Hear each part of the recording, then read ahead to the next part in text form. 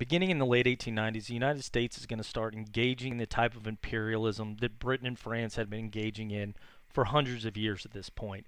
They're going to start taking over overseas territories, using military might to extract resources and labor from these countries for the benefit of the home country. Now, this is going to be something new to U.S. history. As we talked about last time, there's a strong sense of anti-imperialism, and you don't necessarily need to take over overseas territory when you have all the resources of this region yet to be exploited. By the 1890s, however, as we talked about before, this area here has essentially been populated, and we're going to see it's at this point the United States will start looking overseas for markets, resources, things like that. This is a substantial departure from where the United States had been in prior to this time. As a matter of fact, up until the 1890s, the U.S. is actually going to not only not use its resources and its technological advantages to take over overseas territories, but sometimes when they're offered overseas territories with little fighting, anything like that, they're going to turn them down. As a matter of fact, the only overseas expansion we're going to see from the United States prior to the 1890s is going to be what I would label opportunistic, unaggressive expansion. The U.S. will acquire territories not by military takeover. It's not going to be where they exploit the people of a region. They're going to take over overseas territories, again, prior to the 1890s, in ways that it's not going to be similar to Britain and France. You're not going to put boots on the ground, and it's not going to be something where you take the territory from one group or another. So to explain this, I want to sort of reset things a little bit. What areas had the United States acquired prior to this time? What overseas territories? Well, one area that the United States is going to acquire prior to the 1890s is Alaska. So we all know about Alaska. It's this oil-rich, resource-rich, very cold area that's off the coast of what's today Canada, what the coast was then Canada as well. Well, Alaska, prior to European imperialist times, was inhabited very sparsely. It's just the region doesn't support a large population. Agriculture doesn't really work very well there. So Alaska was home just to a handful of American Indian people, groups like the Inuit, and they're going to be fairly scattered throughout this region. Well, we're going to see our first European group come into Alaska long before the United States is going to arrive. This is going to be in the 18th century. The Russians, this major nation, that European nation. See, I got a good map of this. I guess I don't. But the Russians, this European nation, eventually they're going to spread across what's today Siberia. And the people that are going to be crossing Siberia and expanding Russia in the 1600s and 1700s are primarily fur traders. They would be these guys that would go across, get sable fur, fox fur, that type of thing. And the way they would work a lot of times is they basically drive these animals to extinction, the verge of extinction, keep moving east, until eventually this Bering guy will cross this area here, reach Alaska, and what you're going to see in the 1700s is the Russians, they're not going to occupy Alaska like we'll see other colonial powers occupy nations they colonize. Instead, the Russians are just going to set up a handful of fur trading outposts on the coast of Alaska, and we'll see a couple hundred Russians in Alaska. Even at the peak of Russian occupation, it's not going to be much more than that. So the Russians are going to occupy Alaska, but they're not really going to colonize in the sense that it's just going to be fur traders, a handful of soldiers occasionally, but not much more than that. And the Russians, when they colonize Alaska, they're going to have fairly harmful relations with the native people of Alaska. Russians will enslave the Inuit people, force them to get furs for them, and eventually the people of Alaska, again, fairly sparsely populated, will learn to stay away from the Russians, keep away from these guys. They're bad news. So this is going to remain the case up until the mid-1800s. Sparsely populated, by Russians, and then when compared to other areas of North America, sparsely populated by native inhabitants. And the native inhabitants generally stay away from these Russians, these Europeans. They're bad news. Well, in the mid 1800s, the Russians are going to have a crisis back home. They're going to experience what's essentially a civil war where the lower classes of Russia, these serfs, are going to rise up, and you're going to have fighting from the elites, the monarchy, versus these lower classes. It's a lot more complicated than that, but basically the Russians are going to need money. This is going to result in this, we need money, pay military, that type of thing. Well, the Russian monarchy is going to look around the Russian Empire and say, is there any way we can get money now? Well, they're going to look at Alaska. They're going to see that there's only a handful of Russians there. They're going to recognize that this is actually more of an expense to station this area, put soldiers there, than it is actually bringing us back in return. And the Russian monarchs will decide, let's go ahead and sell this. They don't want to sell this to Britain, who is operating Canada here, because they don't want to do anything to make the British more powerful. So is there anybody that has money that can buy Alaska that's not the British? Well, they look to the United States in 1867, and they say, can you purchase Alaska for $7 million? That's a price that's eventually going to be agreed upon. At the time, the person in charge of the United States, or the president, is Andrew Jackson. We talked about him a long time ago. This president had taken over for Abraham Lincoln. He's fighting Republicans. 1867 is right at the height of the period where you have the disputes between Congress and the president. And when this offer is approached, Andrew Jackson and his cabinet is approached with this offer. This seems like it's a very good deal, and it's definitely a good deal to us today. I mean, we know what resources are in Alaska. $7 million, even back then. I mean, it's a lot more money. Would be a lot more money in today's dollars, but even taking that into account, this seems like an incredibly good deal. So Andrew Jackson is going to entertain this offer. He's going to get some pushback from Congress on the purchase. Not necessarily because it's a bad deal, but because people don't like Andrew Jackson. Republicans are basically going to say, Alaska, this is just a polar bear garden. There's nothing up there. What's the point of buying it? And that sort of epitomizes this cartoon. Here you have Uncle Sam running away from this polar bear.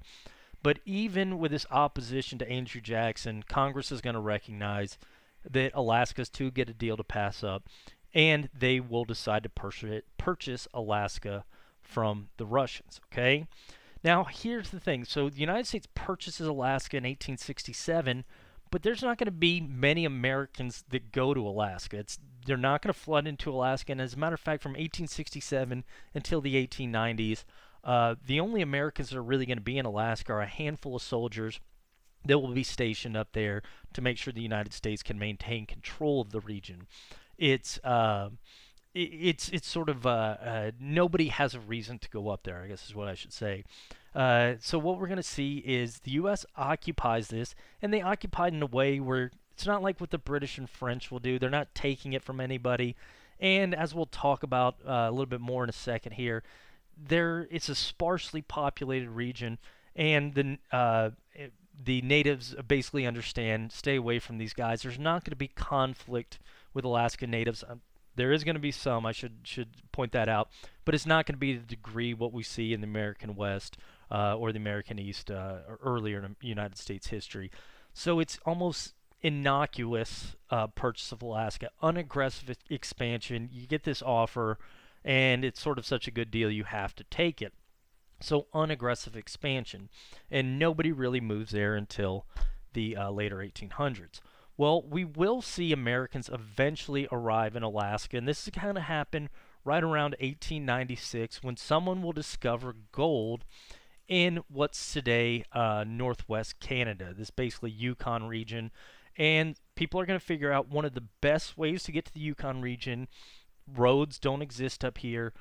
Traveling from one place to another is incredibly difficult. But what you can do is you can take this waterway, sort of cross over, and then you can get to this Yukon region where this gold is at very quickly by going this route. And so we'll see a lot of Americans start pouring in to gather this gold here.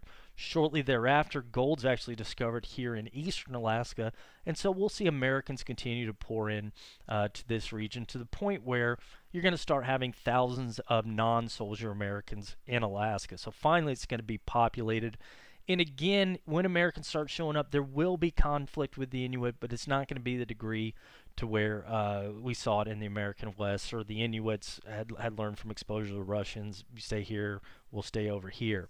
By early 1900s, the population of Alaska is going to reach about 50,000 people. Now that's going to drop once the easily extracted gold is taken out of this area, but it's still going to, some of the population will remain.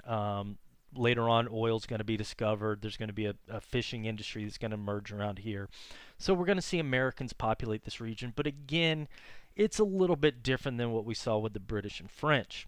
All right, so that's one place the United States is going to occupy overseas before the 1890s. One other location that the U.S. will occupy, and by the way, this is how an American mining camp, what you essentially do is you would go to Alaska, you would purchase a plot of land, usually from the U.S. government, although I guess it depends. Some would be privately owned. A lot of first people get up there buy this, but you purchase a plot of land, you go work it, you extract the gold, and then a lot of times people would head home after they've gotten a certain amount of gold. A lot of people went up there unsuccessful. All right, so this is one area where we're going to see overseas expansion. Another region where we're going to see the U.S. expand overseas in a way that's non-aggressive and sort of opportunistic, but I would argue different than the British, French, and a lot of other European powers are doing, is going to be in regards to these islands, a number of these islands in the Pacific. So in the 1860s, the United States government will pass this bill called the Guano Islands Act. There's going to be an earlier bill in the 1850s. They expanded upon it in the 1860s. And what this Guano Islands Act says is that if the U.S. Navy happens to be in the Pacific and they run across these islands that have guano, and guano meaning, we'll talk about what that means in a second, and if the islands are unoccupied, meaning there's no native inhabitants, and they're not previously claimed by any other nation, the U.S. Navy should claim them as American soil. Okay, so if the U.S. Navy happens to run across a ship, U.S. Navy at the time doesn't have to be that big, but if the U.S. Navy's around here cruising in the Pacific, they come across an island, it has, let's say, Pacific Islander inhabitants, this doesn't count. This doesn't include there. If they come across an island, the French have already been there, put down a flag, this doesn't count. But if you come across an island that's uninhabited, that is unoccupied, that's not claimed by another power, you claim it for the United States. And so these Navy captains are going to start claiming these islands, and in particular be claiming these islands for their guano. Now what guano is poop, okay? It's basically bird feces. So as we all know, the Pacific is a huge ocean, and if you want to go from one location to the Pacific, there's going to be hundreds, thousands of miles between various islands. And so essentially migratory birds, if they're traveling in the Pacific, they can't fly for weeks on end. They have to rest. So they're going to be resting at the same islands over and over and over and over and over again, okay? So you'll have seagulls, things like that. They need to fish. They're going to go out, fish, consume the fish, come back to the island, rest, and, all right, well, over hundreds of years, thousands of years, tens of thousands of years, you have the birds stopping at these same locations over and over again. You're going to get this poop built up layer after layer after layer. All right, so this stuff gets built up, and when people discover in the mid-1800s that if you scrape off this built up fertilizer, you can then use it to put it down on cropland and this is going to increase the nitrogen in the soil. So bird feces is incredibly nitrogen rich. Crops extract nitrogen from the soil. So by putting this bird feces on cropland, you're restoring the nitrogen to the soil, so you're allowing crops to grow. So the United States Navy will start claiming these islands in the Pacific for the purpose of extracting fertilizer from them. So U.S. government will claim it, American merchants come out here, and they start essentially cutting up the island and then shipping this stuff back to the United States. Part of the reason we're going to see that overproduction, a lot of the land becomes more fertile with the introduction of this this fertilizer coming from these Pacific islands. So the U.S. will claim land like Midway Island, Wake Island, things like that will come about as part of this Guano Islands Act. So the U.S. is going to acquire overseas territory, but again, this is an area, they're not taking it from anybody. There's no native inhabitants in this area. There's not fighting. It's different than what we're going to see with the British and French. And again, you would argue American anti-imperialism, or U.S. is filling up its land in the West, doesn't need to take over these areas. Well, this U.S. attitude towards overseas expansion only sort of take areas if it's opportunistic, unaggressive like this. It's actually going to be tested in 1893 when something is going to happen on this chain of islands right over here. This chain of islands, as a lot of people can probably figure out, is the Hawaiian Islands, all right? So Hawaiian Islands are incredibly unique geographically. They're fairly large islands in the Pacific where you don't have a lot of large islands. They have a lot of not only land area, this very fertile soil because a lot of the volcanic rock helps fertility, things like that. And they're very, very critically located for people that are traveling across the Pacific. So Pacific is huge, so if you're going across the Pacific, you need to refuel when we get to point of steamships, wood, coal, that type of thing. This is going to be a place to stop over. You need food.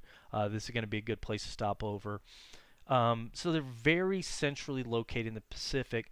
But as we're about to talk about, the Hawaiian Islands won't be colonized like the rest of the world until very late in their history. So in order to explain how Hawaii will eventually become part of the United States, but not initially part of the United States, we should look back at early Hawaiian history. So Hawaii is first going to be populated by humans something like 200 AD. I've heard a couple different numbers. And this is going to be, first people to populate Hawaii are going to be these Polynesian people. So Polynesian people are these sort of seafarers. We think they are going to come out of this region, sort of this Tahiti area, and they're going to start colonizing these various islands in the Pacific. And they're going to have this seafaring culture where a number of the Polynesians are basically going to set out to inhabit new islands throughout the Pacific. And sometimes they're going to be setting out for islands that they don't know exist, or they sort of just set out from their islands with entire families.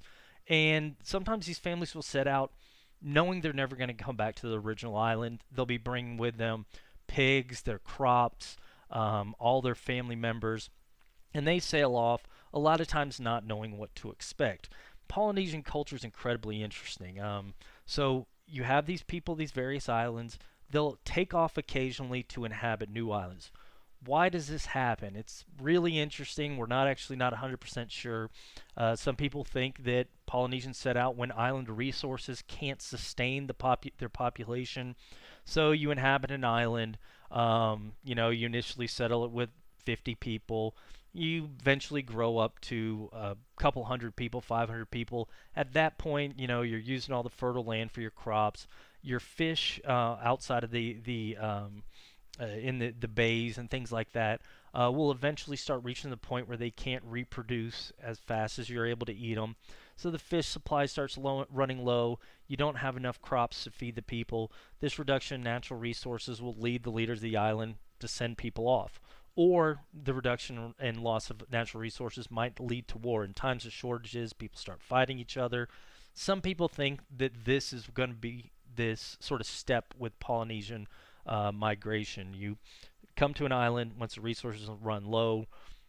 One reason or another, you set off. Some people, maybe they take off after particular natural disasters, volcano, something like that. Some people think it's sort of a ritual thing, as a part of a ceremony. You just certain people set off, try to find these various islands. Uh, Very sort of interesting theories behind all this. Well, we don't, again, about 200 AD, we think more or less we're going to get a group of Polynesians are going to arrive on these Hawaiian Islands, and when they arrive, they're going to bring with them a number of different crops, including pigs, things like that. And these Hawaiians, when they get to Hawaii, again, they're going to find this place where you got tons of fertile lands. You've got a lot of places for these pigs to eat. You've got more resources than this first group could ever possibly dream to use. And subsequent generations are not going to be able to use these resources. Basically, from the arrival of the first humans up until the 1700s, life is going to be great for these Polynesians that arrive in Hawaii. Basically, they find these islands that provide more than enough food for them. Again, their crops grow very easy, weather's really good, and they're going to provide so much in terms of food that the Hawaiians are actually going to have a decent amount of leisure time. What you'll see is, things like surfing will come out of Hawaii. People are going to be spending. Again, it's a very good place to live because things are in abundance. People generally don't have major wars if the resources aren't limited, and for these first generations of Hawaiians, things are always going to be okay. And then a lot of times when you see in resource-rich areas like this, you don't have the taboos you'll see in other societies, like generally, restrictions on sex, stuff like that. That doesn't happen if you're not worried about the birth rate because you have plenty of resources. So things are going to be going fine in Hawaii for the next multiple generations, 1,000+ years, because Hawaii can provide enough for the growing population. Now, eventually it would have gotten to the point where, there's more people than the island can support, and then you might start seeing, more strict religious practices. You might start seeing fighting because of resources, that type of thing. But it's not going to reach that point for these Hawaiians, and that's going to be because something's going to show up and sort of ruin the party. And it's not going to be intentionally ruin the party, because what's going to show up is a group of British scientists in 1778 under a guy named James Cook, okay? This guy named James Cook had been leading these English ships in an exploration expedition. He'd actually been on 2 of these exploration expeditions in the Pacific before this.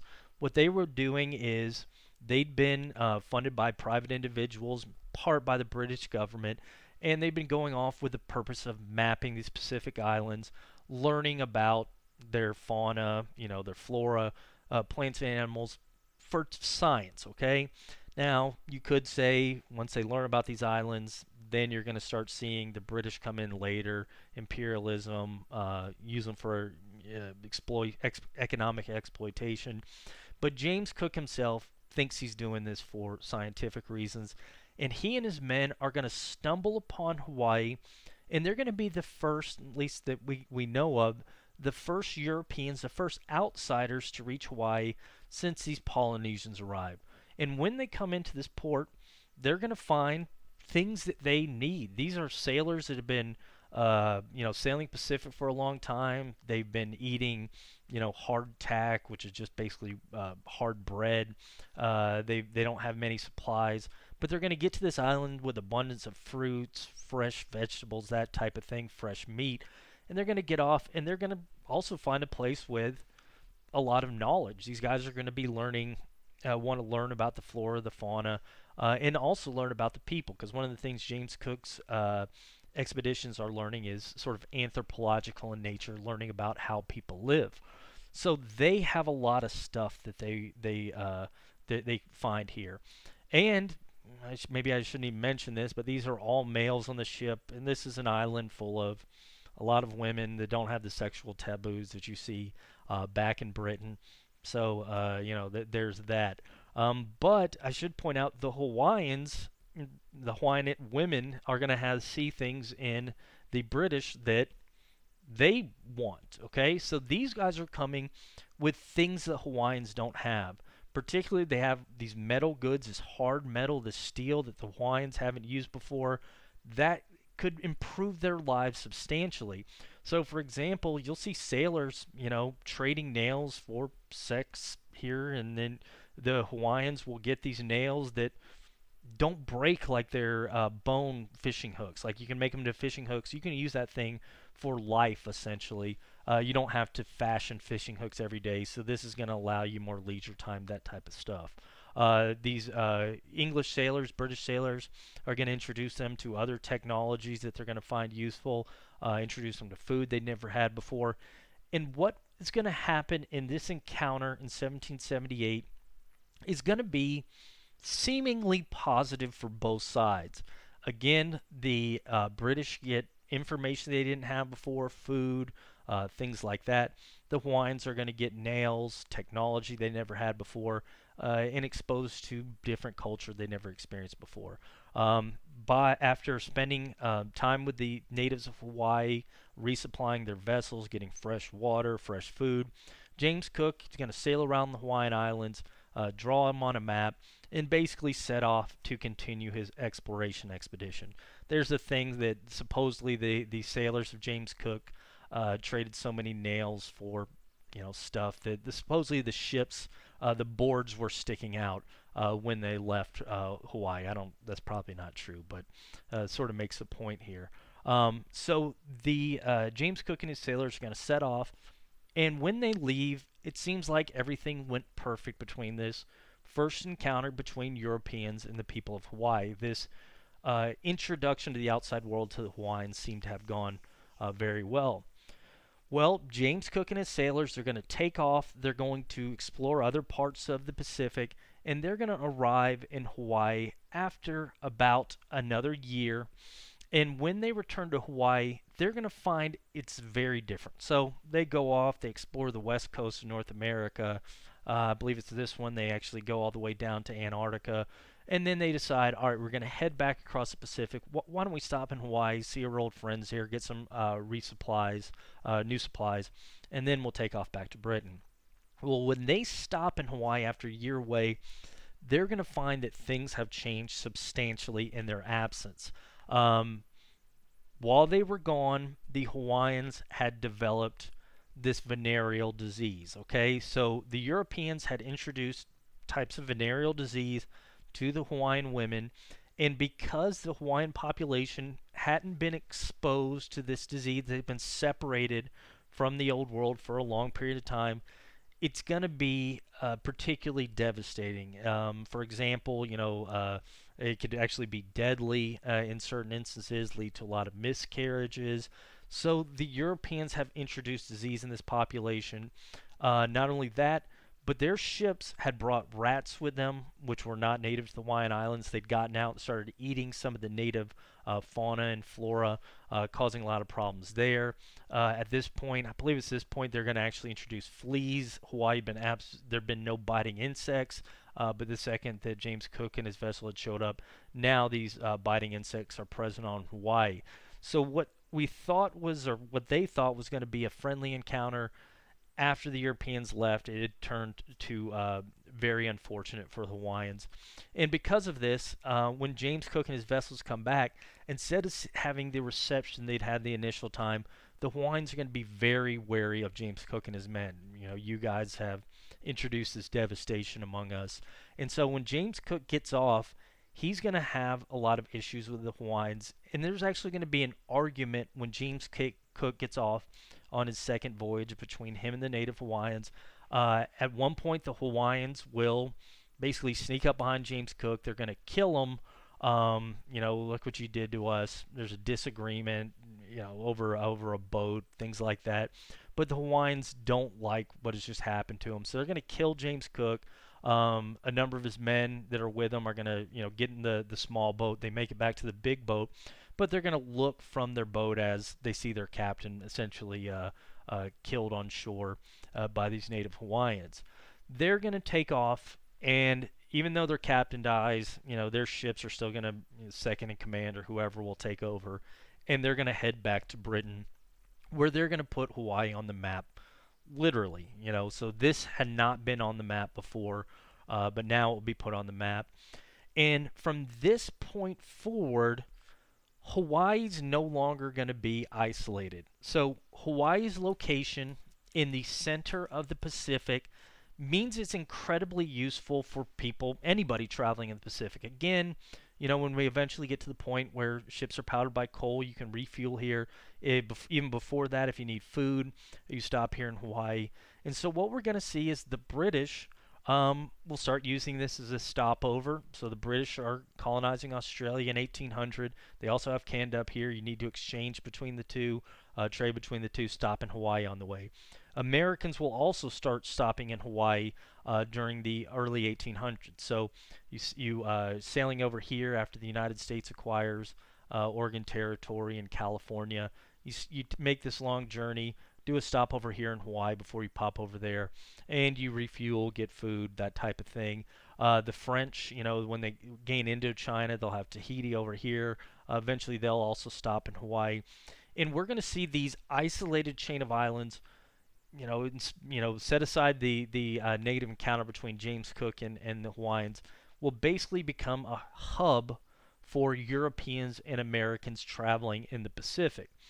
Now, this is going to lead to numerous changes for Hawaii. As a matter of fact, the introduction of all these different groups who just stop in Hawaii to trade, to refuel, to get food, that type of thing, is going to lead to some Europeans basically settling in Hawaii, using it as, if we have Europeans, Americans stopping in all the time, they're going to need a bar or whatever. So somebody will stop over a sailor. I'm going to go ahead and serve as a hotel or a bar or something to people while they stop in. And you'll see these small European settlements, American settlements pop up along Hawaii. And it's going to rapidly change Hawaii. As a matter of fact, they say by 1830, so just over 50 years after James Cook first encounters Hawaii, there's a bowling alley there. Herman Melville, the guy that wrote Moby Dick, he worked in that bowling alley. So Hawaii starts to change, and it's going to change in a lot of different ways. Not just we start to see these small European and American settlements popping up, but the Europeans and Americans that come in, they're going to start to have a dramatic influence on the population of Hawaii and the politics of Hawaii. So right after James Cook, essentially the Hawaiian Islands, they came under the rule of a single Hawaiian monarch, okay? So this guy initially Kamehameha, but it's going to change very, very quickly. The head of the Hawaiian Islands ruling over the native Hawaiians.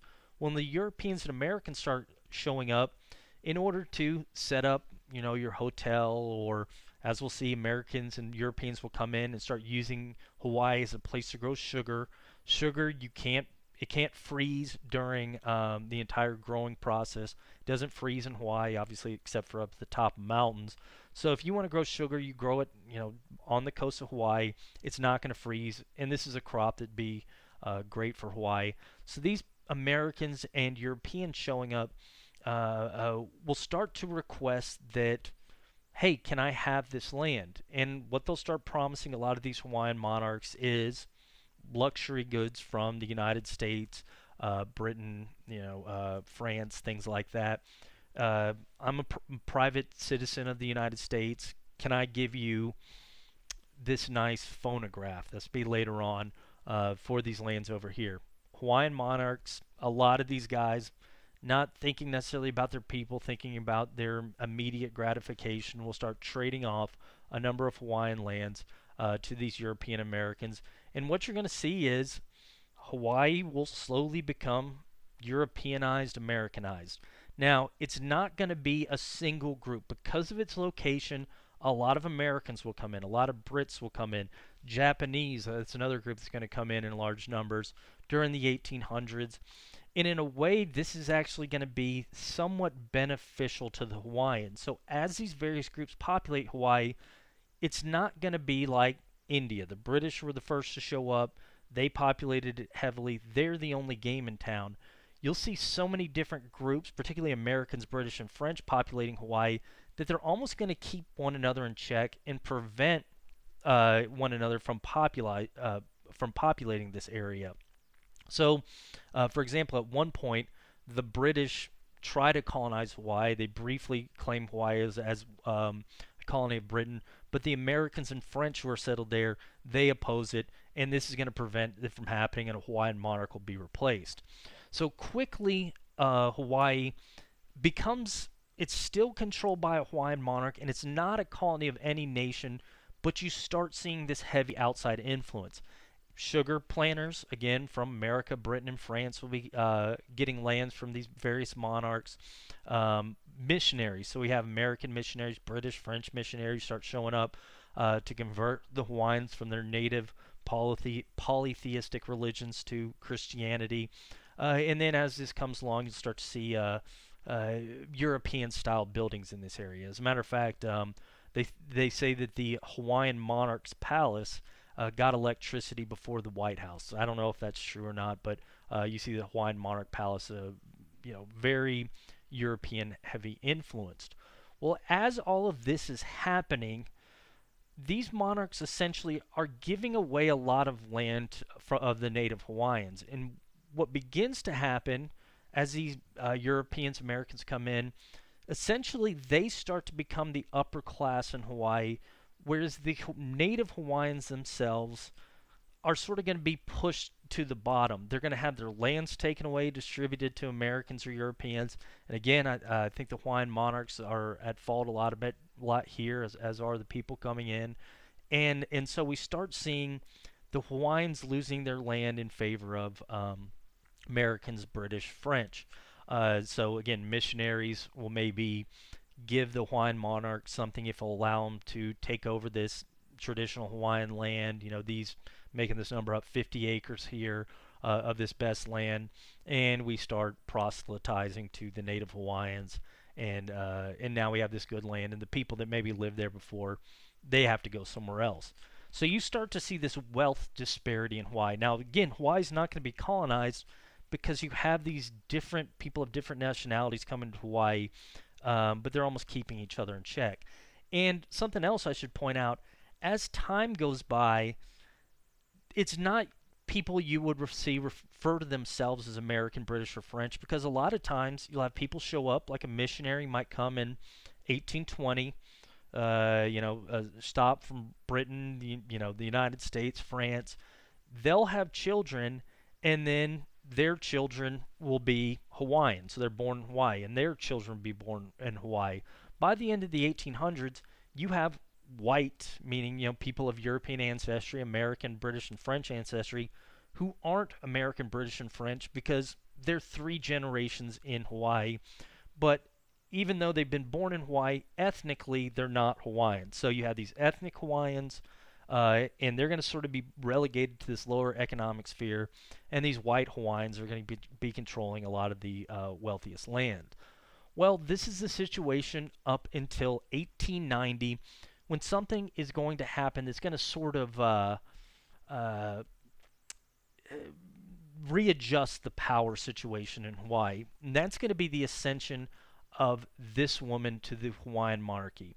1890 and then 1891, this woman, her name is Queen Liliu, or Queen Liliu, will take over the monarchy of Hawaii. So, her grandfather, great-grandfather, her uncle was a monarch before he dies. These various monarchs die. They pass it to the next member of their family. Well, the next in line for the Hawaiian throne is Queen Liliu. Well, when she takes over, she's going to be very different than previous Hawaiian monarchs. These previous Hawaiian monarchs, again, had played into American, British hands and sort of given away these native lands. Queen Liliu doesn't like that happening, and she wants to restore some power to ethnic Hawaiians. She doesn't like the way things have been going, and sort of seeing this economic disparity between her people, or ethnic people, Hawaiians, and these European ancestry Hawaiians. So what she's going to do in 1891 is she's going to change the constitution of Hawaii. Previous Hawaiian monarchs had allowed the descendants of these Europeans, Americans, to vote in Hawaii and participate in the government. Well, Queen Liliu thinks this is giving these ethnic Hawaiian or non-ethnic Hawaiians unfair advantage in politics. Now, they're about 1/4 of Hawaii's population are these white Hawaiians. About 3/4 are ethnic Hawaiians. But she believes that these white Hawaiians basically have too much power, and these newcomers that are voting alongside the white Hawaiians have too much power. So she's going to decide to remove the vote from these ethnic Hawaiians. She's going to start this policy of Hawaii for Hawaiians. And again, if you're her, you sort of understand. She would say her people had been displaced over the past 100 years. This is step one towards correcting things. In addition, she's going to start talking about possibly taking some of the land from white Hawaiians and redistributing it to native Hawaiians. So basically, she will say, I'm possibly going to appropriate this land and redistribute it to ethnic Hawaiians. Now, you understand where Queen Liliu is coming from because, again, she sees this power disparity. But let's imagine you are a third-generation white Hawaiian. Maybe your grandfather came over as an American missionary. You know, maybe your grandmother was a French woman. You know, maybe her father was a French missionary, and they got land from the Hawaiian monarch. They've, they had kids. They started a sugar plantation on other land taken from the Hawaiian monarch. The Hawaiian monarch gave to them, and they created this sort of sugar empire, something like that. Maybe you got a business partner from the United States, grew your sugar empire, but you've been there for 3 generations at this point. You've been born in Hawaii, your parents were born in Hawaii, your grandparents came there a long time before. Maybe your 4th generation, something like that. Now someone comes in and takes away the vote from you and threatens to take away your land. Again, we understand why she's doing it, but if you're in that situation, that doesn't seem fair. So what you're going to see as a reaction to Queen Liliu's policy is these white Hawaiians will start arming themselves. Basically, if she tries to seize our land, then we're going to defend ourselves and we're going to prevent this from happening. So they start ordering guns from Europe and particularly the United States in case she tries to take their land. They basically see this as her policies unfair. Well, when one of these shipments arrives in January 1893, and they're going to try to keep this out of Queen Liliu's eyes, when one of these shipments arrives in January 1893, an ethnic Hawaiian policeman will see these guns being unloaded, and he's going to go to tell Queen Liliu about what's happening, but he's going to be shot after discovering the guns. This is going to bring the news to Queen Liliu, and she's learning these white Hawaiians are now amassing these weapons, and she's going to call her native Hawaiians together, and it's about to see a revolution break out in Hawaii. A fight between white Hawaiians, who make up maybe a quarter, maybe 20% of the population, and ethnic Hawaiians, who make up 70-80% of the population, something like that. White Hawaiians better armed, but they're far outnumbered by ethnic Hawaiians, and we're about to have this fight where maybe Queen Liliu gets deposed, but again, it's going to be a close fight population-wise versus arms, things like that. Well, when this starts to happen, when this revolution is about to break out, there happens to be a U.S. naval ship in port in Hawaii at the time. Basically, the ship had come into Hawaii harbor, and this naval captain was taking on supplies. And he's going to hear about what's happening with this revolution, and the captain is going to make a decision that will greatly influence Hawaiian history. Now, there's some conspiracy theories around what happens here, but my understanding is that the captain learns that fighting's about to break out, and he sees that in Hawaii there's American citizens. And I'm not even talking about American citizens multi-generation. There are some Americans that had just moved to the area, bought some land or had a business in town, and they are considered American citizens, born in the United States, not this multi-generational thing. And the captain is going to determine that I don't want these Americans getting hurt. And you can kind of imagine something like that happening today. Maybe there's a revolution breaking out in Italy or something, and American ships there. There's American tourists in Rome or something. The U.S. naval ship would probably support the Americans to allow them to escape before the revolution breaks out. All right, so this American sea captain is going to decide to disembark 200 American sailors, Marines, you can put it that way too, in order to protect the property of these American citizens. When this happens, Queen Liliu is going to see these Americans disembarking. Now, at this point, sort of because the United States West had been expanding, if you had to take a poll of the foreign population of white Hawaiians, the majority are either going to have been born in the United States or their ancestors have been born in the United States, simply because Americans are stopped in Hawaii more than the British and French at this point. So she sees these Americans get off this ship. What might she be thinking? Well, she's going to think that the U.S. Navy has decided to support the white Hawaiians. And what Queen Liliu thinks is, we would have had a difficult time fighting these white Hawaiians before the U.S. military joined them, but we're not going to be able to fight them if they're supported by the U.S. Navy, the U.S. military. She thinks basically the United States has decided to get into this colonial game, and she doesn't want to see her people killed, so she's going to basically step down as monarch of Hawaii, and this will allow the white Hawaiians to take over. Now, from what I understand, the captain of the ship really hadn't intended to do this. It was just sort of this incident here.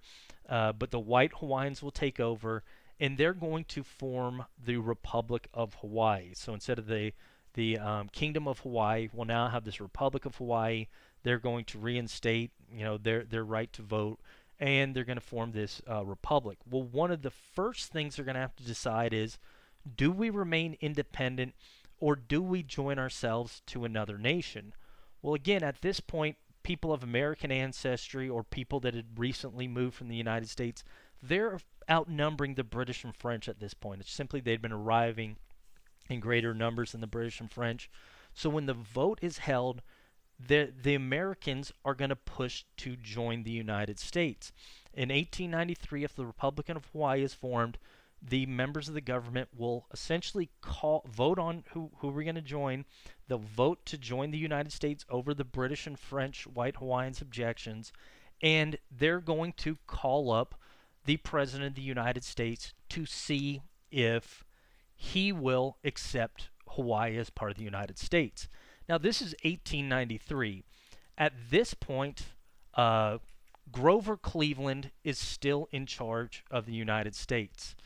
He's just recently been elected president.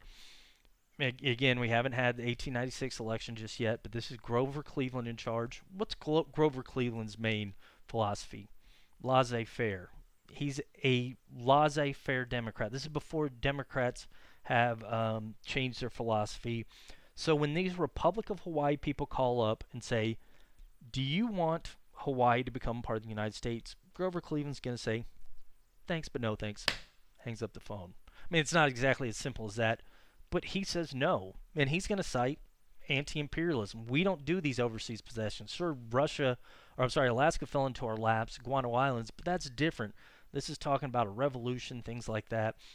This isn't the way we work. So he turns down the offer of Hawaii. And you can kind of think about it. Additional overseas territory means more government. Grover Cleveland's about smaller government, doesn't like this. And he knows, some members of the party, dark-skinned people, Democrats, we don't want to include them in the United States, so he knew it'd upset them if he brought in Hawaii. So he turns this down. This is how strong this sort of anti-imperialist sentiment is until the late 1890s. All right, so we all know, obviously, that the United States will annex Hawaii, and we know it'll eventually become part of the United States. And not only Hawaii, but the U.S. will acquire other overseas territory. So what happens from 1893 to 1898 that is going to change this U.S. overseas imperialist attitude? Well, part of it is going to be the election of William McKinley, who's more open to expanding U.S. possessions than other previous American presidents. but part of it is going to come from a conflict that is going to emerge down here on this island of Cuba, just south of Florida, about 90 miles south of Florida. This Cuba is going to be going through something in the 1890s that's going to gain American interest, all right?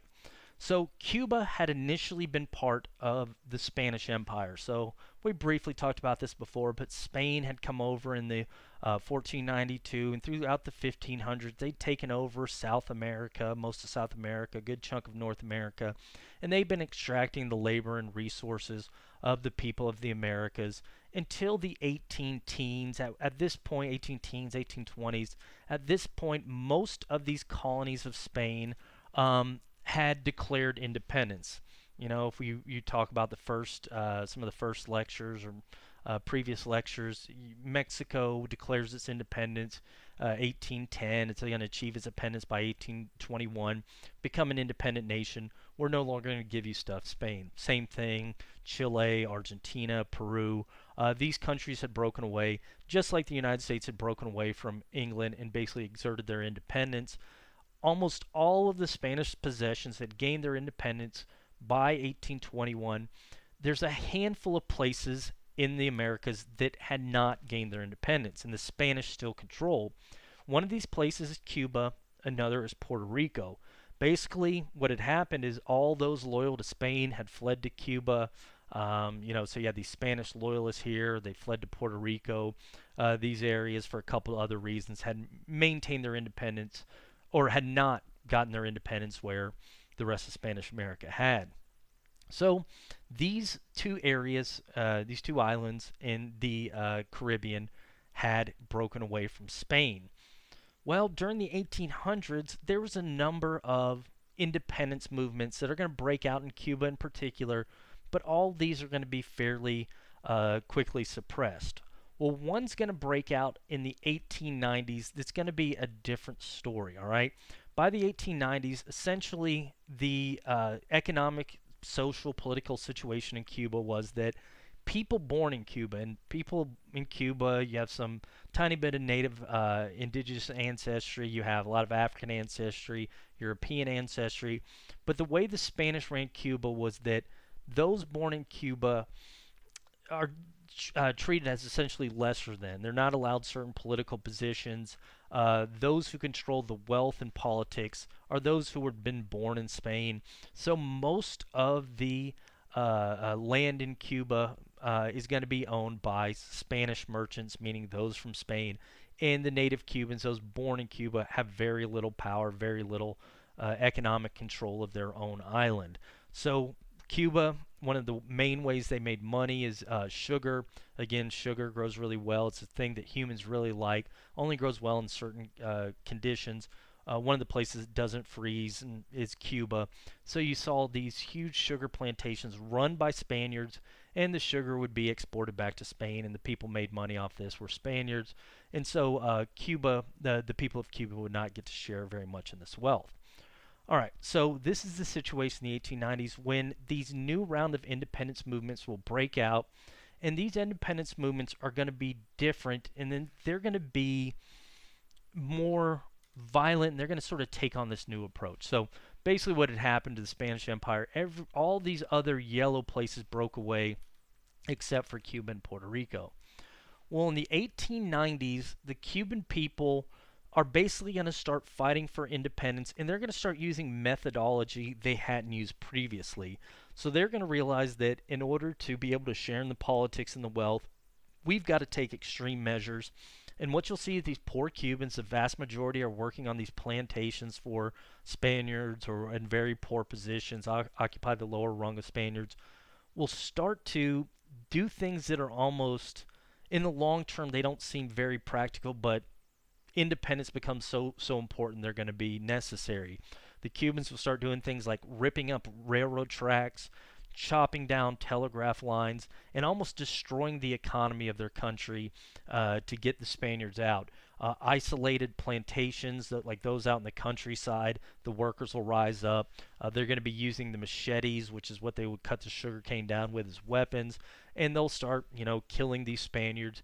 And essentially, the countryside of Cuba will emerge in violence. Now, the cities where the Spanish control and have a lot of army presence, the revolution isn't going to be as big in the cities, but in the countryside, these revolutionaries attack these remote plantations, telegraph lines, and then they run into the countryside. And the Spanish, if they go try to suppress them, they'll be going into these remote villages. They don't know who among the villagers is supporting the revolution, who's just making a living. They can't tell a revolutionary from a non-revolutionary. So how are the Spanish going to deal with this? These Cuban revolutionaries? Well, what the Spanish start to do is they're going to start concentrating the Cubans in these camps near the cities or within the cities that the Spanish control. So if the revolution's happening in the countryside, let's get everybody out of the countryside, put them in these camps, and then we know that anybody left in the countryside is a revolutionary. So we'll suppress this revolution in this way. We can't catch the revolutionaries if they're able to hide among the populace of the countryside, so we'll take the populace of the countryside and put them in a place where we can monitor them. And I say concentration camps, usually you only reserve that for World War II, but this is literally going to be, I think it should be applied to this, what happens here in these Cuban concentration camps as well. Because if you take a lot of people and you pack them close together in a tropical environment like this, disease is going to spread quickly. And you're going to have other problems. The Spanish aren't going to have the food supply to supply to these people in these various camps. So what will start to happen is people will start dying of disease left and right. People will start starving to death. Those who survive are going to be turning to these horrible methods to survive, killing others. And these camps will start to be filled with dead bodies. It's going to be sort of a disgusting situation for the Cuban people. All right, so this happens, and this is just 90 miles south of the United States. Well, what's going to happen is the U.S. press will learn about the extent of the violence in Cuba, and you're going to have these journalists like William Randolph Hearst will start sending down reporters to report on this situation. Sometimes you'll hear the term yellow journalism, where the exaggerations are going to be made up. Well, in a lot of ways that's not going to apply here, because what the Americans are going to find is this situation is terrible. They'll start reporting in American newspapers, the Spanish are treating these people terribly. These concentration camps are full of bodies. You'll see pictures like this where somebody would be sitting on a throne of essentially a throne of made of bones or something like that, made of the remains of these people who've died in these concentration camps. And it's going to start being reported in these newspapers that are now featuring photographs, these magazines that can actually show this stuff in detail. Well, Americans are going to start to read about this. And they're going to start to read about sort of sensationalized stuff. And I don't like the term yellow journalism. Yellow journalism, you'll sometimes see it as applied as the American press exaggerates the atrocities. I don't think that's the case here. What the press will do is they're going to use these pictures that they hadn't been able to use before, these detailed drawings, things like that. They will play up violence. So they're not going to be reporting on food supplies or anything like that. They'll report more on Spanish soldiers executing revolutionaries, Spanish soldiers searching women on strip searching women on ships. They'll report on Spanish soldiers, imprisoning a Cuban woman who's a journalist, and they're going to start sort of playing up the sex and the violence. Again, I don't like the yellow journalism label because I think that's not anything new. I think that's happened before. It obviously still happens today. So I don't think that label's very appropriate because this sort of clickbait's been around before and it's going to be around after. But because of the level of the violence, Americans are going to start to read about this, and there's going to be this moral outrage within the United States. Some of the newspapers will play up the Spanish revolutionaries as like more recent versions of George Washington. They're fighting the Spanish like we tried to fight the British. And you'll see a lot of Americans will ask that the American president help the Cuban people. You'll start seeing in the mid-1890s this call to do something to help the Cubans. And this is a cartoon from the time.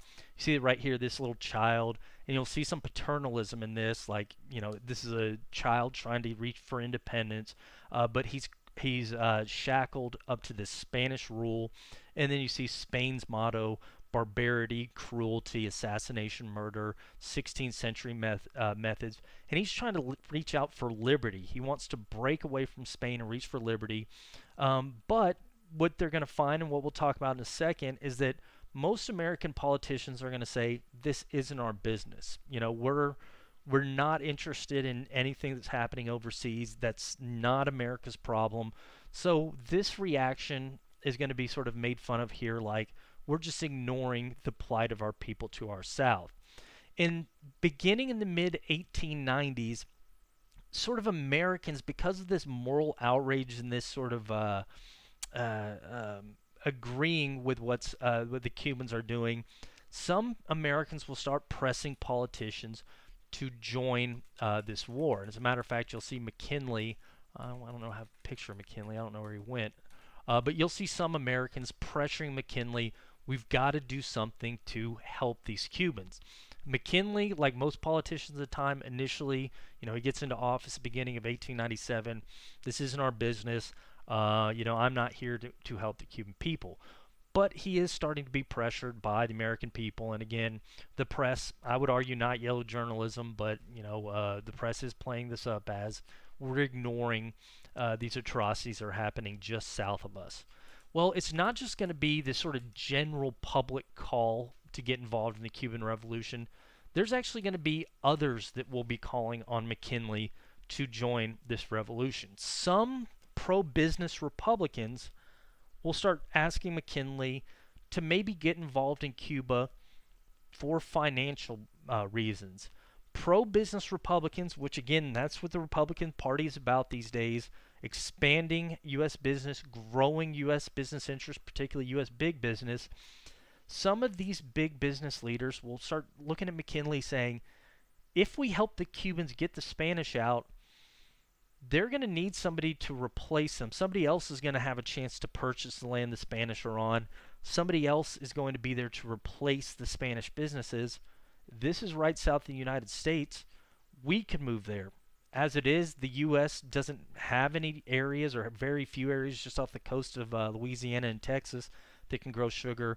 Man, we can grow a lot of sugar there, and this would make a lot for the Americans. So setting aside moral reasons, forget about helping the Cuban people. If we go over there, we can take Cuba. So some will start arguing to McKinley that it's time for the U.S. to get into this imperial game. McKinley, you know, I don't know if this is a good reason to get involved in the Cuban Revolution. So he's going to sort of push this off. All right, moral outrage here. I don't know if I should get involved. Business reasons, I don't know if I should get involved. But people start whispering into his ear early in his presidency that maybe this is something we should step in and do. Others are going to start encouraging McKinley to get involved in this Cuban Revolution simply as a reason to show U.S. military might. So after the Civil War, the United States military had obviously been decreased, but in recent years, the U.S. had begun investing in expanded naval power. And shortly after McKinley took over, or right when he took over, he's going to appoint this young kid, this guy named Theodore Roosevelt from a wealthy New York family as his assistant secretary of the Navy. And Roosevelt had begun this new program to modernize the American Navy, construct these new battleships that are very similar to the British and French battleships. And Roosevelt thought his Navy could take on a European Navy like that of Spain. And so he wants to show American military might, and he thinks that if we defend the Cuban people and help them get their independence, this will serve as an example or serve as an opportunity for the United States to just show just how powerful it has become. U.S. Navy had incorporated a lot of American industrial designs. and we can continue this process of growing, and then we can basically show British, French, and other European powers this new kid is getting stronger. Again, McKinley hears this argument. This isn't a good excuse to go to war, sort of sets this aside. So McKinley's hearing people pushing for moral reasons, pushing for business reasons, pushing for military reasons. McKinley in 1898 is eventually going to be convinced in February 1898 to intervene in Cuba because two things are going to happen. One, less of a big deal. The second one, a big deal. So this is the type of battleships the United States have been building. Roosevelt would be pushing for McKinley to join because he wants to show how powerful they are and how they can stand up to a nation like Spain's. All right, so all these people are whispering into McKinley's ear, but in February 1898, two things are going to sort of convince him that maybe the U.S. should participate in this independence movement. One thing is going to be in February 1898, there's going to be a newspaper is going to intercept a telegram from the ambassador of Spain back home. So the ambassador of Spain is monitoring develops in the United States, hearing people talk about potentially helping the Cubans, and he's, as ambassador, it's his job to report back to Spain to tell them the situation. Well, this a Spanish ambassador, a guy named Enrique de Lome, will be sending this message back to Spain. A U.S. newspaper will intercept the telegram, decode it, and this is what it's going to say. De Lome says of President McKinley, he is weak and a bitter for the affections of the people, a would-be politician who leaves a door behind himself open behind himself while at the same time trying to appease the jingos, meaning the militaristic people of his party. So basically they're saying weak and a bitter for the affections of the people. So he basically what de Lome is saying is that the only talk about helping the Cubans is just McKinley, saying maybe we'd do it just to make people happy. He doesn't think the U.S. actually wants to join the war. And he says McKinley wouldn't do it because he's weak. Any talk of it would just be to make the people happy. And he's sort of leaving open the possibility to make the militaristic people happy. So he's not going to do it because he's weak. He might sort of, say maybe we'll consider it, but that's only to make militaristic people and make sort of the people sympathetic to Cuba happy, not because he actually truly wants to go to Cuba. So de Lome sends this out. This is going to be leaked in American presses, and now you have the ambassador of Spain talking smack about the president.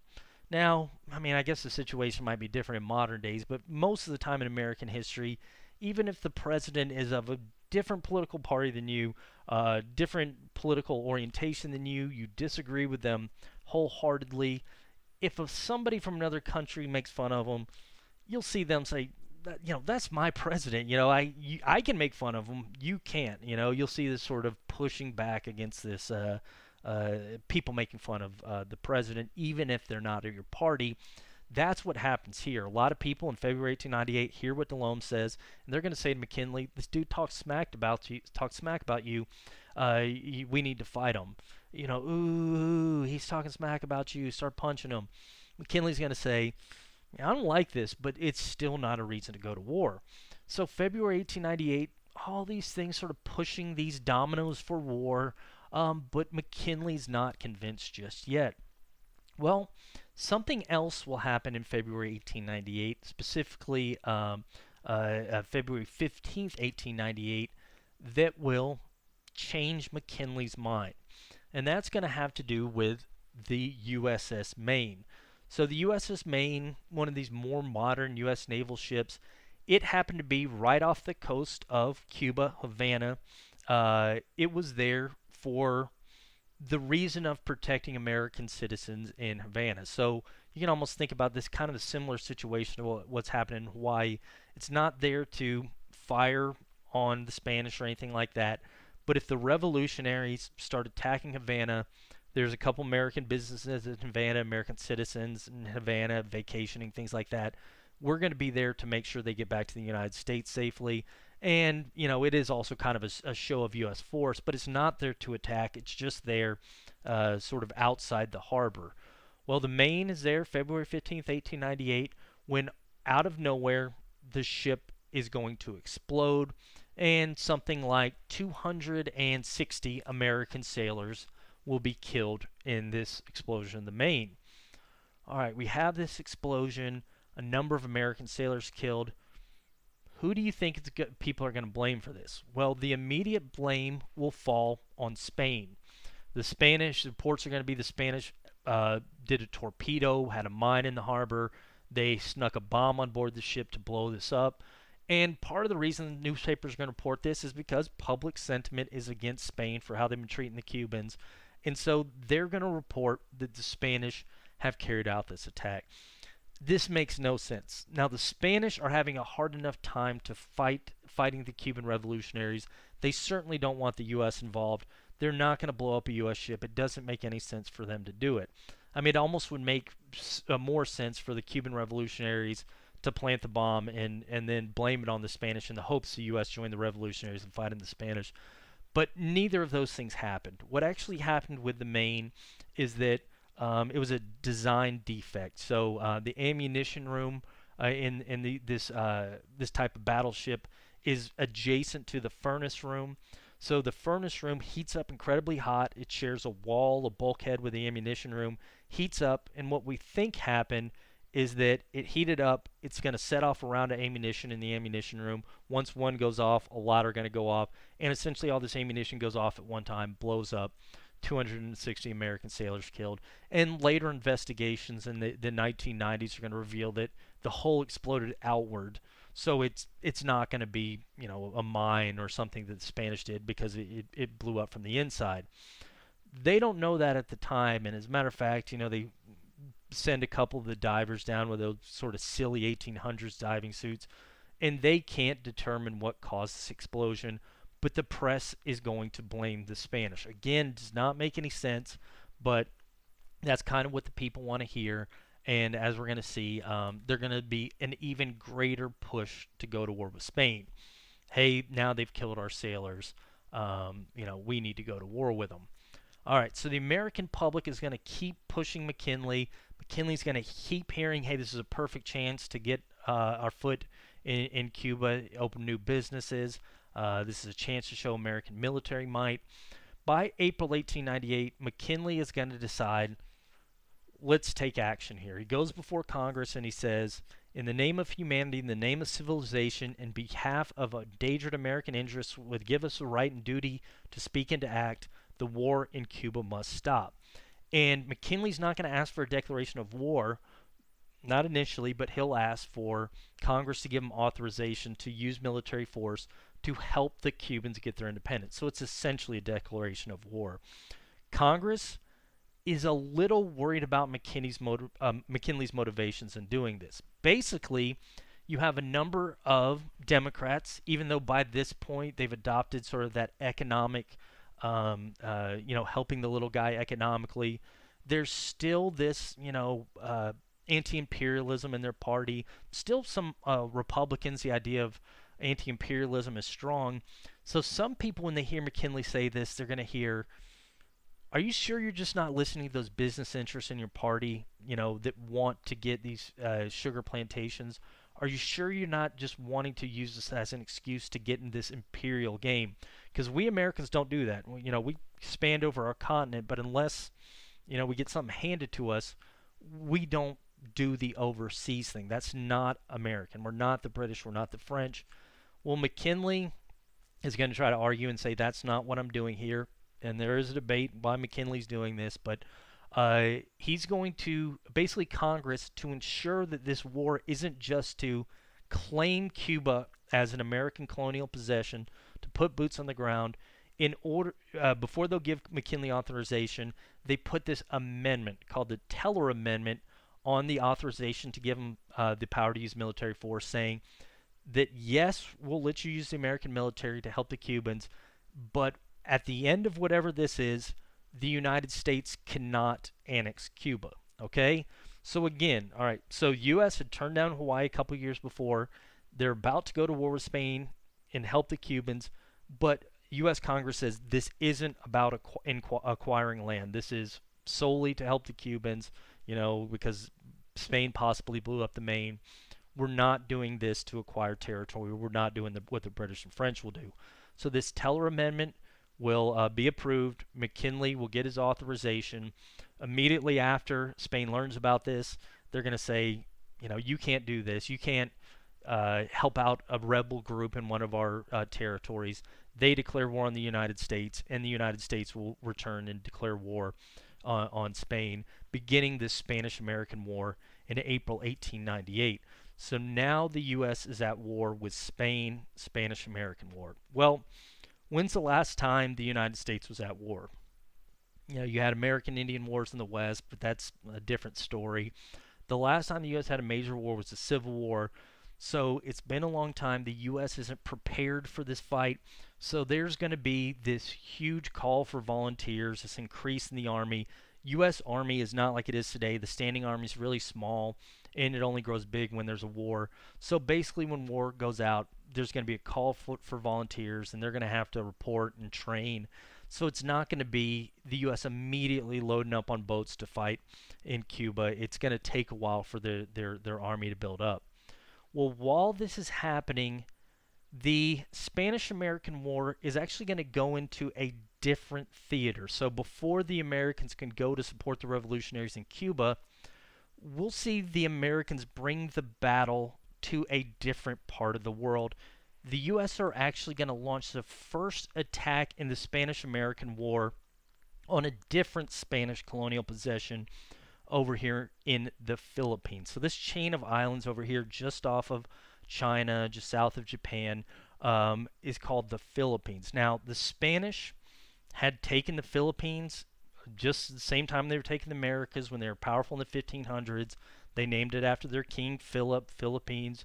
And they'd taken this chain of islands, and they'd done with the Philippines what they'd done with their American possessions. They'd, taken over the politics, taken over the economy, and basically the same thing that we talked about in Cuba is happening in the Philippines, where the people that are in power are Spaniards, the people that own most of the wealth are Spaniards, and the Philippine people, the people that are native to the islands, the indigenous people, they're going to be at the lower end of the economic sphere. And this had been the case since the 1500s. The Spanish are in charge. The rest of the Filipinos are sort of at the bottom of this ladder. Well, interestingly, right before the U.S. went to war with Spain over Cuba, there was actually a different war of independence being fought against the Spanish in the Philippines, okay? Now, this one's not going to be reported in the American press like Cuba because this one's all the way across the world. But there had been a guy in the Philippines, so this would be the Philippine Islands, a guy named Emilio Aguinaldo. He was a Filipino who had been waging his own war against Spain in the Philippines. So he had been gathering together Filipino revolutionaries, attacking Spanish targets, and fighting against Spain to get Spain out of the Philippines so Filipinos can have self-rule. So Emilio Aguinaldo had been putting together this army, fighting Spanish officials in the Philippines. All right, so this is halfway across the world. U.S. doesn't mention anything about this when they're going to war with Spain. But as we're going to see, the U.S. is going to make this the first field of battle in the Spanish-American War. Why is this the case? Okay, well, McKinley is going to argue that we should attack the Philippines for strategic reasons, all right? He argues that at the time, a good chunk of the U.S. Navy, so the Spanish-American War is declared, a good chunk of the U.S. Navy happens to be refueling in Hong Kong up here, and they're going to be heading back to the Pacific coast, and this means passing by the Spanish in the Philippines. And McKinley's going to argue that if we send our fleet off, then the Spanish could basically send their fleet behind us, attack it, destroy our fleet, and this will open up the American Pacific coast to attack by the Spanish. So McKinley's going to say we need to attack the Spanish fleet in the Philippines before they can attack us. Some people argue that he's going to be attacking the Philippines because he gets in this imperialist mindset. And some people say, hey, we said we wouldn't take Cuba, didn't say anything about the Philippines. Set that to the side for a second. We're going to go take McKinley for his word. He basically is going to say that we're going to attack here because it makes strategic sense to do this. We don't want to leave the enemy at our backs.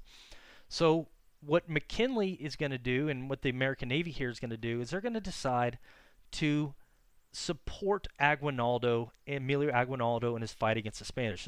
As a matter of fact, when the Spanish-American War breaks out, Aguinaldo had been in exile from the Philippines. So the United States Navy is basically going to say to Aguinaldo, we're going to drop you off here. You start getting the revolutionaries to up in arms to fight the Spanish. You fight them in the interior. We'll attack them from the coast. We'll destroy their naval fleet. You take over in the interior. And then once the fighting's done, Aguinaldo, the Filipinos will have their independence. So the U.S. Navy is going to drop off Aguinaldo, tell him to start fighting the Spanish, and he will. Aguinaldo will start rising up these forces, attacking Spanish military positions in May 1898, so just right after the war begins. And the U.S. Navy is going to head from Hong Kong to Manila Harbor, where the Spanish Navy is located. So U.S. Navy going to sneak up on Manila, and I say sneak up because when they attack Manila, the Spanish are in harbor. They don't even realize this area is in play. They thought the fighting was going to be over in the Caribbean, maybe the Atlantic at large. This is on the other side of the ocean. So the American fleet pulls up. They're like, oh, crap, I didn't even realize you guys were here. The Spanish are not going to have a chance to get out of harbor. Basically, the entirety of the Spanish Philippine fleet will be destroyed in a fairly one-sided battle in the hands of the Americans. And while they're attacking, Aguinaldo's forces are going to be taking out Spanish forces in the interior. As a matter of fact, the Spanish, they're going to they don't like the idea of losing to Aguinaldo in the interior. They basically asked to surrender to the Americans instead of Aguinaldo. But a lot of people argue that Aguinaldo was the one that really got them surrendering. But they basically surrender to the Americans, and the Americans take the Philippines as this opening salvo of this Spanish-American War. It does not go good for the Spanish. It's not just the Philippines that's going to fall to the Americans. Right after taking the Philippines, the U.S. will send a fleet out to this small island of Guam that the Spanish had colonized way back when. Very small island, but the U.S. fleet's going to head out here. When they get out here, they're going to fire a warning shot at a Spanish fort protecting Guam, basically trying to get the Spanish inside to surrender. After they fire this warning shot, they're going to see a rowboat head out from the Spanish fort, and this rowboat's going to come up next to one of the American ships, and he's going to wave like, hey, let me up. Americans will drop a ladder. This guy's going to climb up, and the guy's going to say, hey, I'm the Spanish governor of Guam. I see you guys showed up here. I really appreciate the salute you gave me with your guns. We're running low on ammo, so we're not able to return the salute to you guys.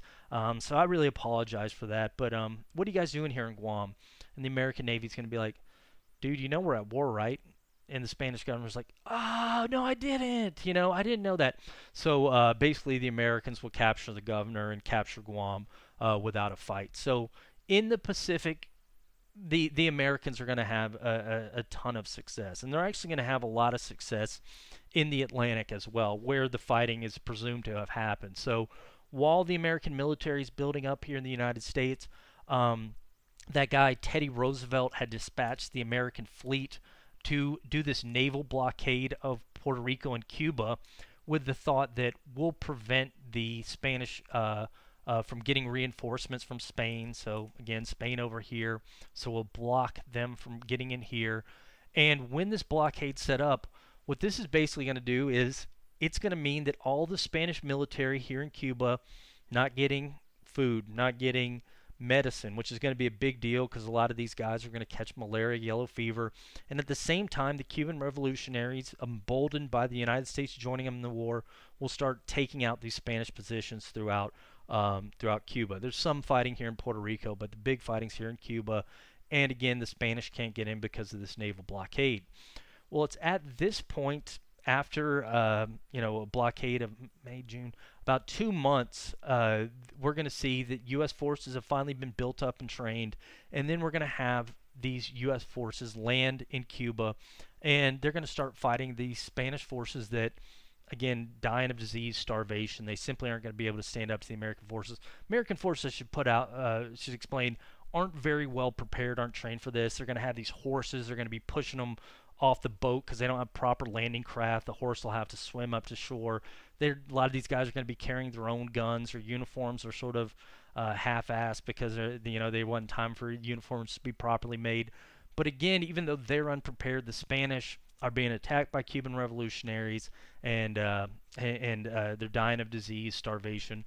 So the Americans, in a very short period of time, about a month, will have destroyed the Spanish fighting here. This is a depiction of the time. This one of the biggest battles is going to be the Battle of San Juan Hill. I think this picture is pretty interesting because it shows this aspect of the U.S. military. The U.S. military is still segregated, so we have these black soldiers fighting over here. I believe you have white soldiers over here, white officers over the black soldiers, but black soldiers are going to participate in this fighting, and actually some people credit them with taking San Juan Hill more than white soldiers, and some other groups we're going to talk about in a second here. But just know the Spanish not going to have much of an opportunity. They're going to be, again, blockaded in here. Cuban revolutionaries are going to be attacking them from the back, where the Americans are attacking them from the front. And they're going to surrender in very short order. Immediately after this, the U.S. is going to invade Puerto Rico. Again, the Spanish aren't going to have much of a chance against the United States. And by August 12th, so this is May, June, July, August. So about 4 months, the Spanish are going to, less than 4 months, the Spanish are going to say, we're defeated. On August 12th, the Spanish will ask for peace. Now, it's not going to be immediate terms of peace, but they're going to ask for an armistice, and they're going to basically say, we're defeated here. Some U.S. is so successful in this war, some people say, don't accept the armistice. Let's go invade Spain. Like, they even talk, the United States talks about invading a European country. They're so successful in this war. You'll actually hear some newspapers report this splendid little war. There's a quote from a politician. This was such an easy affair. As a matter of fact, only 400 U.S. combatants are going to die in this thing, most in the taking of Cuba. So not that many are going to die in this, all right? More will die of disease. About 5,000 troops in total will die of disease, but only 400 combatants. So this thing is a very easy victory for the United States. And to a lot of people, Britain, France, Germany, we're going to be talking about in a little bit, this basically says the U.S., we've known for a long time economically powerful, but this is an example of its military might. So this is one thing that's going to come out of the Spanish-American War. Something that's going to be important for the purpose of our discussions that's going to come out of the Spanish-American War is this going to make a name for this guy. This guy's name's Theodore Roosevelt, or Teddy Roosevelt. He had been the Assistant Secretary of the Navy before the fighting started. And a lot of people are going to credit him with the changes he made in the U.S. Navy, with the success the U.S. had in the Philippines, and with the blockade in the Caribbean. So that alone would make this up-and-coming Teddy Roosevelt, this Republican appointed to Assistant Secretary of the Navy, a success. Like, that alone would make him look cool. But what's going to make him look even cooler is that right when the war breaks out, Roosevelt actually resigns as Assistant Secretary of the Navy. So he's not going to be the one carrying out the specific operations, because he resigns and he's going to enlist in the military. He's going to form his own company of men, these Rough Riders, and he's going to participate in the fighting in Cuba. He's going to participate in that Battle of San Juan Hill. He and his Rough Riders will defeat the Spanish a number of battles. And the thing about Teddy Roosevelt, one of the reasons he's been appointed Assistant Secretary of the Navy is because he's an excellent writer. He'd written on naval theory before, and he's going to be writing about his experiences during the Spanish-American War. So this guy's this already a household name will become even more of a household name because he resigns and he serves in the military, and he's going to write about it in these series of newspaper columns, magazine columns, where he's going to play up his participation a little bit. So the way Roosevelt writes, and as we're going to talk about a lot of positives with him, but the guy really liked to talk about himself. So the way he's going to portray his and the Rough Riders' participation in the Spanish-American War is like they essentially took out took out the Spanish by themselves. So basically, he'll say, yes, me and my men rushed up to San Juan Hill, and these dastardly Spaniards were guarding it. I personally shot one Spaniard, and then my horse galloped on the other and crushed one. And then there was a Spaniard up at the top of the hill speaking illy of the United States, so I grabbed an American flag, threw it at him, and it went through his body, and then Dios mio! And then he sort of falls to the ground, and the flag's waving everywhere. And then I said, America, as I stood over him. Caw, and the eagle lands on my shoulder. He doesn't really play it up that much, but he does play it up like he personally won the war. Again, maybe not that much, but he certainly goes out of his way to talk about how cool he did during the war. Well, this is going to make this guy a household name. Holy jeez, he's responsible for the naval changes that made us successful, and he resigned to participate in this. This is actually going to worry a lot of Republicans because this Teddy Roosevelt guy is an old school progressive Republican that, it's not like he's against business, but he thinks the Republicans should be this reform party. And now that he's got a voice and America sort of likes him, he's going to start saying, hey, we should sort of set the pro-business thing to the side and start reforming to help Americans. They're going to want him to shut up. And so what they're going to end up doing, and we'll talk about this briefly later, is that they're going to stick him on the ticket with McKinley in 1900 as vice president. Basically, the idea being VPs don't do anything. So to keep this Roosevelt guy quiet, let's make him McKinley's vice president. So Roosevelt makes a name in the Spanish-American War. That's sort of a side thing that's going to come out of this.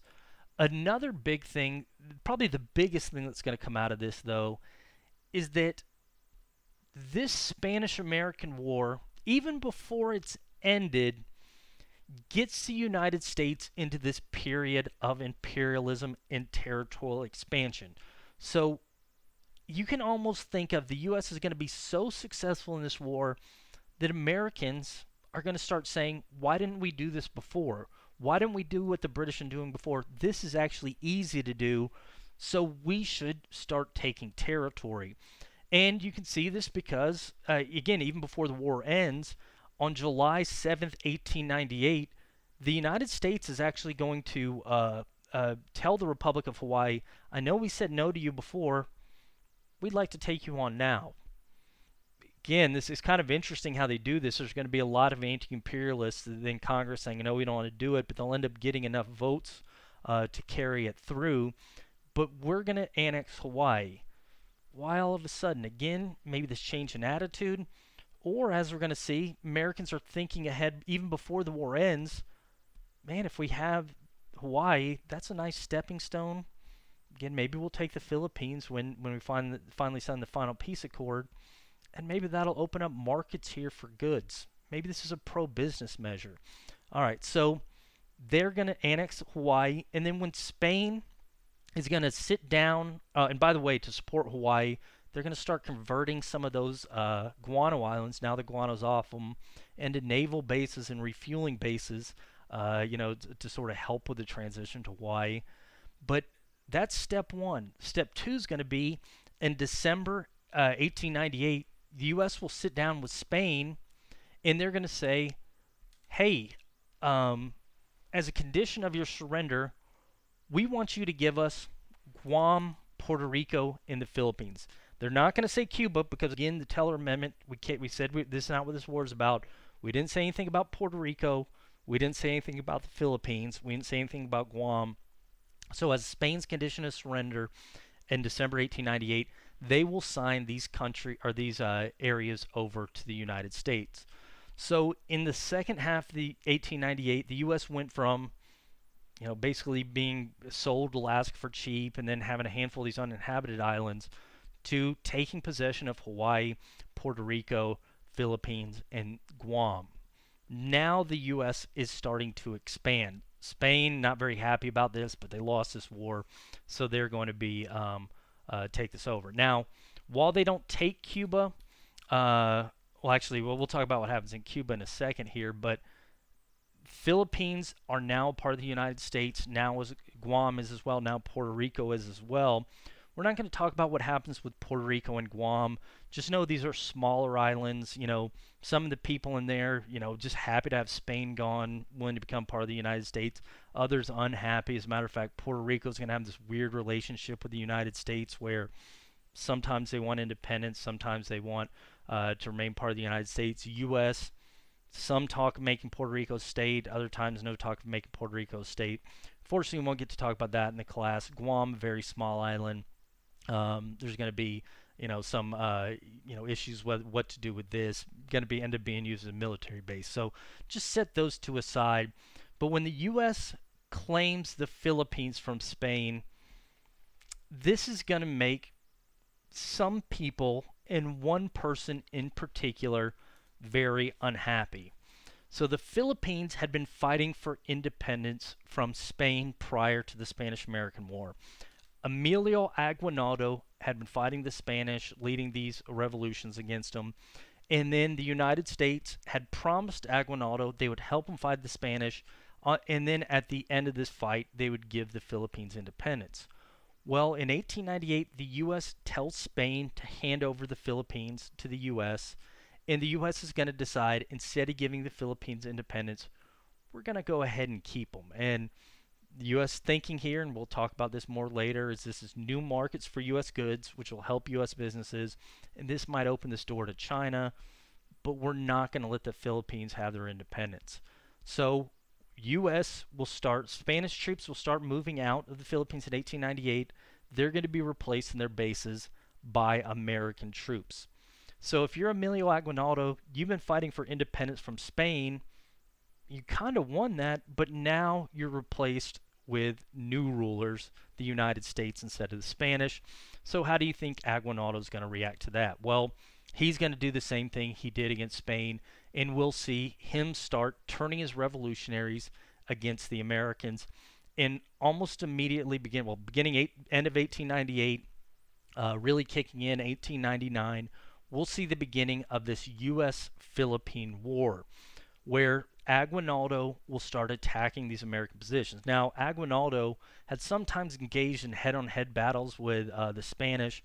The U.S. are a little bit better armed than the Spanish, so he realizes that's not the way I'm going to win this war now. So what he starts to do with the United States is, I'm not going to attack their soldiers directly, but since they're occupying these islands that are very jungle, there's mountainous.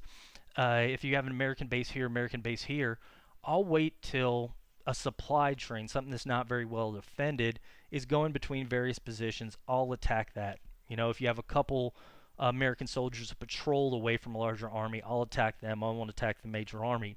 And basically, he's going to start attacking the Americans throughout the countryside of the Philippines. Well, how are you supposed to deal with that? Basically, when the Americans go to try to find where Aguinaldo had previously attacked from, he'll have blended in with the local populace. They'll hide him, or he'll make it seem like somebody had sheltered him, even if they hadn't. So you're the Americans, and you can't find the revolutionaries. You just find these villages out in the middle of nowhere. How do you deal with this?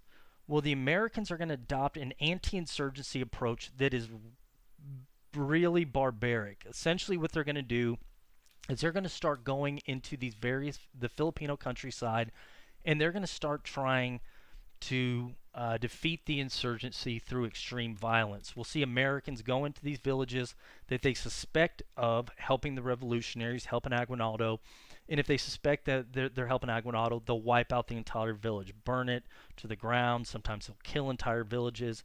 There's stories where an American soldier, this would be one of these instances that's coming out of this, American soldier goes into a village suspected of harboring revolutionaries. One soldier rapes a Filipino woman. Then the husband of that woman kills the American soldier, and then the commander of the American soldiers orders the entire village killed because the American soldier got killed. That type of violent thing will happen. To get information out of these Filipinos, the Americans will employ torture. This is a postcard, and actually there's a lot of these different postcards about this gross treatment of this insurgency. If you, for whatever reason, late 1800s, early 1900s, these type of gross postcards were popular. I don't know who the hell would want these things. If you send them to me, we're not friends anymore, but these are actually going to be photographs taken of the fight in the Philippines. This is one of torturing a Filipino suspected of insurgency. So what Americans would do is they would force these suspected insurgents, force them to drink water, fill up their stomachs. Once their stomachs were full, they would either jump on them or roll stuff on top and force a person to vomit, and then keep doing this back and forth until the purpose of it would be to get information about Aguinaldo or the revolutionaries. And this was a method of torture. This picture right here, again, this is a group of people, Americans killed. This is sort of the skulls lined up. Same thing here. These are insurgents we killed. The same thing here. These are people we killed to end this insurgency. Really gross methodology. Now, Americans aren't going to be alone in this. Aguinaldo responded to this by employing pretty gross tactics of his own, like American soldiers he captures. He'll torture them for information. There's stories about supposedly an American soldier gets captured by Aguinaldo's forces. They're buried up to their necks, and they have their mouth propped open with bamboo and forced to eat sugar, and then a trail of sugar will be left to a nearby ant mound with the idea that the ants will eat out the Americans' insides.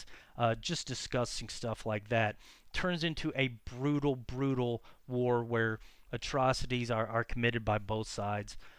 Well, how do you deal with this? What the Americans are going to quickly find out is that by destroying entire villages, you're going to create insurgents in a lot of cases.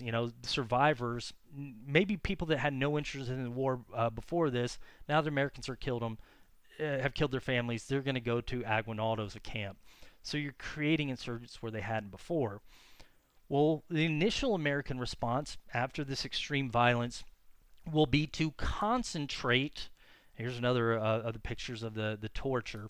The American response is going to be to concentrate the Filipinos in the countryside. Again, Americans are going to be controlling cities and military bases.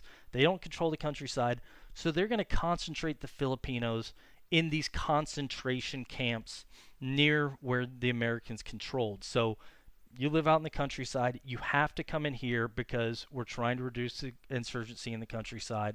So everybody come in here and you stay in this one location. What happens if you get a lot of people in a tropical environment, you cluster them together, maybe you also don't provide them with proper food and medication, and the Americans won't? What happens to the population? They're going to die. And we'll see some 200,000, upwards of a million Filipinos will die in these concentration camps. Who had just done this? Spain had just done this to Cubans. Now and that's part of the reason the Americans went to war with Spain. Now here you are, just a little over the year after within a year really of the United States doing that, going to war with Spain over what they've done to the Cubans.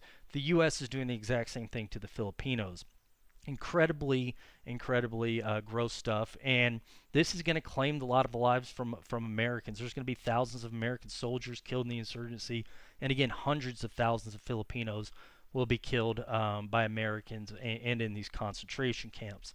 And it's going to continue on this 1899, 1900, going into the early 1900s.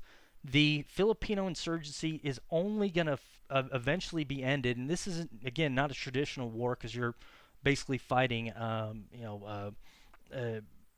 people. You're not fighting a specific enemy. It's only going to be ended or shortly after 1900, when this guy named William Howard Taft will take over as a U.S. governor to the Philippines. Basically, Taft will be appointed to take over, start dealing with this insurgency, bring it to an end. Taft is different than the people that had been governor before him.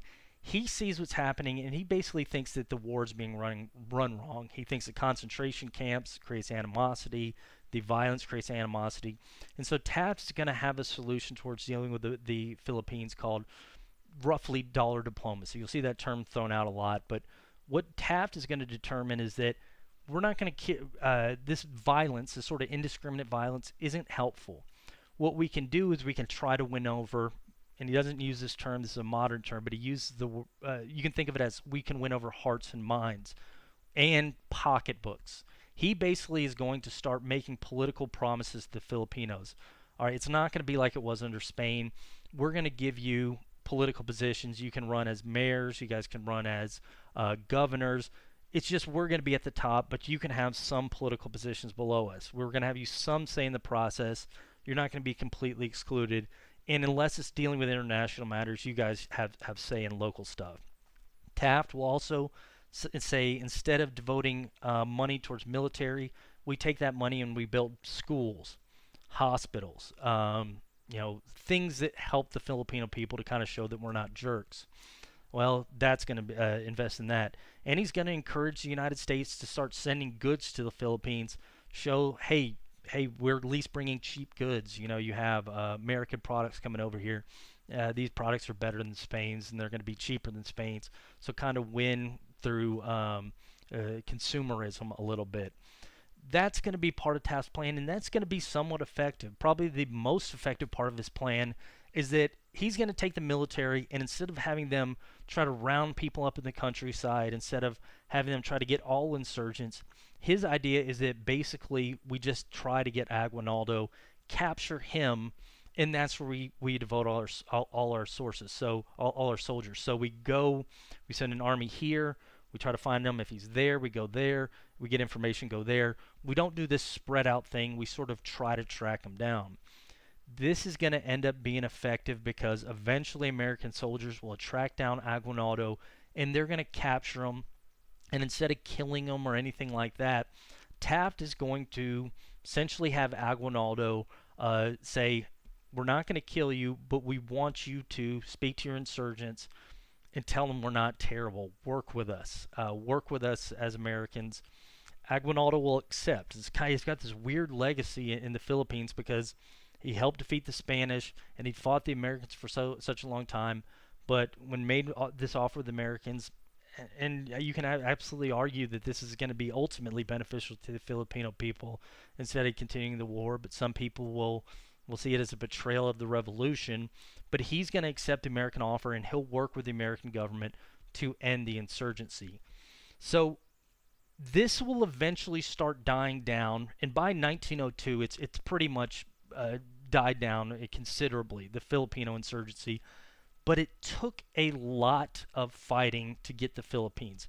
Basically, what the United States did here, they had to defeat the Spanish, then they had to take political control of this region. They had to put boots on the ground, and this causes 5,000 American soldiers' deaths at least. I've heard higher estimates as well. This is going to be bloody. Well, a lot of people are going to sit here and say, this is exactly why we didn't want to do what Britain and France did. Some people are going to say, this is the reason to fight against imperialism, because if we take these overseas territories, we're going to have to see American soldiers coming home to body bags. We're going to have to see ourselves look like the bad guy to people on the outside, different areas of the world. This isn't a good way to go about things. And it's costly. It took a lot of money to end this insurgency. So some people will start talking to McKinley and saying, all right, and particularly some of these pro-business Republicans, as we're about to talk about, they like that the U.S. has new markets for goods. They like that they have areas where they can get cheap resources, but they don't like the cost that comes along with it. So some Republicans will argue there's got to be a better way to do this imperialism. And that's what we'll talk about next time.